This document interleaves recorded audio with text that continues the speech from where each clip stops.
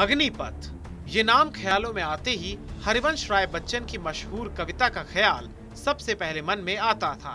लेकिन अब जब भी कोई अग्निपथ का नाम लेता है तो देश में हो रहे बवाल की तस्वीरें दिमाग में घूमने लगती हैं। एक तरफ युवाओं ने देश की करोड़ों की संपत्ति को जलाकर राख कर दिया, तो वहीं सेना ने ये साफ कर दिया है कि किसी भी कीमत पर इस योजना को वापस नहीं लिया जाएगा और जो भी लोग इस आगजनी का हिस्सा बने हैं उन्हें सेना में भर्ती नहीं किया जाएगा। भारतीय सेना की फाउंडेशन है discipline, no space for no arson. Anger आप खुशी से दिखाइए, कोई प्रॉब्लम नहीं है, वार्तालाप करिए, कोई प्रॉब्लम नहीं, but arson, vandalism, no space, just no space. तो ये बिल्कुल साफ है कि इस योजना को वापस तो नहीं लिया जाएगा। लेकिन बड़ा सवाल ये भी खड़ा होता है कि आखिरकार सेना के बड़े अधिकारी भी इस योजना का समर्थन क्यों कर रहे हैं और इसे जरूरी क्यों बताया जा रहा है। तो चलिए ऐसे कई सवालों का जवाब अब आपको इस वीडियो के माध्यम से देंगे। साल 1989 जब सेना को ये महसूस हुआ कि सेना में कुछ बदलावों की जरूरत है और 32 वर्षों के बाद उन बदलावों को लागू कर दिया गया है। इस योजना को लागू करने के समर्थन में जो बड़ी बातें कही जा रही हैं, उनमें सबसे पहले ये बताया जा रहा है कि भारतीय सेना की औसत उम्र 32 वर्ष की है, जिसे घटाकर 26 साल करने की कोशिश की जा रही है। इसके साथ ही एक तर्क ये भी है कि जिस तरह से आधुनिकता युद्ध क्षेत्र में हावी होती जा रही है, इसके लिए युवाओं की जरूरत है। अगर मिसाल के तौर पर समझा जाए तो सीमाओं पर आने वाले ड्रोन से सुरक्षा और आधुनिक हथियारों की समझ रखना। इसके साथ ही कारगिल रिव्यू कमेटी की एक रिपोर्ट में भी सेना की बढ़ती उम्र को काफी चिंताजनक बताया गया है। ये बात 1999 की है, वही कारगिल युद्ध जिसके बाद से सीडीएस की मांग सेना में उठने लगी थी, जिसे अमल में भी लाया गया था और दिवंगत सीडीएस बिपिन रावत भारत के पहले सीडीएस बने थे। उनका योगदान भी इस योजना की 2 साल की रिसर्च में बताया जाता है। देश के रक्षा मंत्री राजनाथ सिंह की बात की जाए तो उन्होंने इस योजना को काफी फायदेमंद बताया है, जिससे देश और सेना दोनों को फायदा होगा। हमारी सरकार ने अग्निपथ योजना पर देश के सामने प्रस्तुत किया है और यह योजना इस देश की आर्म्ड फोर्सेज में रिक्रूटमेंट की जो प्रोसेस में क्रांतिकारी बदलाव लेकर आई है।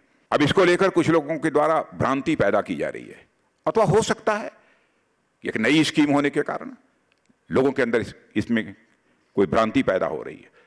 लेकिन इस योजना के अंतर्गत हमारी सरकार ने सबसे राय परामर्श करने के बाद और वर्षों से, लगभग 1.5-2 वर्षों से लगातार इस विषय पर हमारे प्रधानमंत्री जी चर्चा करते रहे।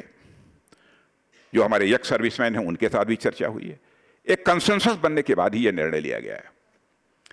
यानी हम चाहते हैं कि देश के अधिकांश नागरिकों में एक सेंस ऑफ मिलिट्रीशिप, एक डिसिप्लिन का भाव, एक अनुशासन का भाव, वैल्यूज के प्रति कमिटमेंट, मूल्यों के प्रति उनकी प्रतिबद्धता, यह उनके अंदर पैदा हो। इसके अलावा केंद्रीय मंत्री अनुराग ठाकुर ने भी ये बताया है कि आखिर कैसे इस योजना से देश को फायदा होने वाला है। अग्निपथ योजना एक ऐतिहासिक निर्णय है जो देश को भविष्य में और सुरक्षित करने के लिए, देश के युवाओं को और अवसर देने की दिशा में है, देश को एक यंग आर्म्ड फोर्स बनाने की दिशा में है। और मैं कहना चाहता हूं कि 17.5 साल का युवा जब फौज में भर्ती होगा एक अग्निवीर के रूप में, 21 साल या 22 साल की उम्र में जब वो सेना में 4 साल पूरे करता है, तब तक उसके खाते में कम से कम 25 लाख रुपया उसकी सैलरी और उसके अलावा जो 11 लाख रुपए उसके पूरे होने पर आएगा, तो कम से कम 25 लाख रुपए उसके खाते में होगा। अगर वो 10वीं पास है तो उसको 12वीं का सर्टिफिकेट मिलेगा, 12वीं की है तो उसको बाकी प्रावधान जो किए गए ग्रेजुएशन की ओर आगे बढ़ पाएगा। स्किल्स उसको जो अलग अलग फौज में मिलेंगे, उसके कारण वो एक नई जीवन शुरू कर सकता है 22 वर्षों के बाद, 22 साल की उम्र के बाद। और इन 25% भी उसमें से अगर अगले 15 साल तक सेना में अपना योगदान दे सकते हैं, जो बाकी 75% बचते हैं, देश के कॉरपोरेट जगत ने कहा है कि हम प्राथमिकता के आधार पर, मेरिट बेसिस पर उनको लेने के लिए तैयार हैं। एक बहुत बड़ा कदम कॉरपोरेट जगत ने उठाया है। देश के सरकार के अलग अलग डिपार्टमेंट्स ने उनको हायर करने के लिए अपनी ओर से प्राथमिकता देने की बात कही है। इसके बाद बड़ा सवाल ये भी खड़ा होता है कि देश के युवाओं को इस योजना से फायदा होगा कि नहीं, क्योंकि ये तो पहले ही साफ कर दिया गया है कि जिनमें सेना में देश की सेवा करने का जज्बा है, सिर्फ उन्हीं के लिए अब जगह सेना में है। तो वहीं कुछ आंकड़ों पर नजर डाली जाए तो सेना में भर्ती होने वालों की ये लिस्ट काफी लंबी है, जो समय से पहले किन्हीं कारणों की वजह से भी रिटायरमेंट ले लेते हैं। लेकिन जो युवा पहले से ही कई टेस्ट पास कर चुके हैं, उन्हें भी इसी योजना के तहत भर्ती किया जाएगा। इसलिए जो भर्तियां 2 वर्षों से रुकी हुई हैं, उसके लिए 21 साल की समय सीमा को बढ़ाकर 23 साल कर दिया गया है। तो वहीं सेना की ओर से ये भी कहा जा रहा है कि जो 17,000 से ज्यादा लोग हर साल रिटायर होंगे, उन्हें अलग अलग सहूलियतें दी जाएंगी, जैसे कि सेना के सर्टिफिकेट के जरिए स्टेट पुलिस की भर्ती में उन्हें प्राथमिकता दी जाएगी। आपको बता दें कि ऑस्ट्रिया, अंगोला, डेनमार्क, मैक्सिको और ईरान जैसे 15 देशों में सिविलियन और मिलिट्री ट्रेनिंग अनिवार्य है।